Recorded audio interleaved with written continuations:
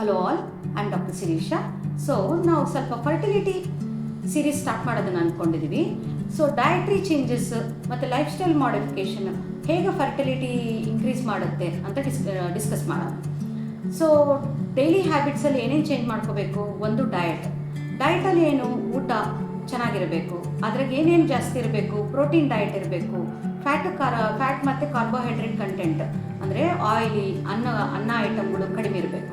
ಹಾಗೆ fresh fruits vegetables ಜಾಸ್ತಿ ಬಳಸಬೇಕು.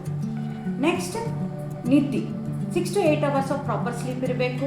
ಹೈಡ್ರೇಷನ್ ಅಂದರೆ ವಾಟರ್ ಕಂಟೆಂಟ್, ಕನಿಷ್ಠ 4 to 5 liters of water intake per day ಇರಬೇಕು. ಹಾಗೆ ನಿದ್ದೆ, ಸ್ಟ್ರೆಸ್, ಮೆಡಿಟೇಷನು, ಯೋಗ ಮತ್ತು ಪ್ರಾಪರ್ ವ್ಯಾಯಾಮ ಇರಬೇಕು. ಇದಲ್ಲದೆ ಏನಾದರೂ ಕೆಟ್ಟ ಹ್ಯಾಬಿಟ್ಸ್, ವ್ಯಸನಗಳು ಇದ್ದರೆ ಲೈಕ್ ಆಲ್ಕೋಹಾಲ್, ಸ್ಮೋಕಿಂಗ್, ಗುಟ್ಕಾ ಸೇವನೆಗಳು ಇವೆಲ್ಲ ಸ್ಟಾಪ್ ಮಾಡಬೇಕು. ಸೊ ಈ ಸ್ಮಾಲ್ ಚೇಂಜಸ್ಸಿಂದ ಇಂಟರ್ನಲ್ ಹಾರ್ಮೋನ್ ಬದಲಾವಣೆಗಾಗಿ ಹಾರ್ಮೋನ್ ಬ್ಯಾಲೆನ್ಸ್ ಬಂದು ಎಗ್ ರಿಲೀಸ್ ಆಗಲಿ, ಫರ್ಟಿಲಿಟಿ ರೇಟ್ಸ್ ಆಗಲಿ ಇಂಪ್ರೂವ್ ಆಗಿ ಪ್ರೆಗ್ನೆನ್ಸಿ ಔಟ್ಕಮ್ ಚೆನ್ನಾಗಾಗುತ್ತೆ. Thank you.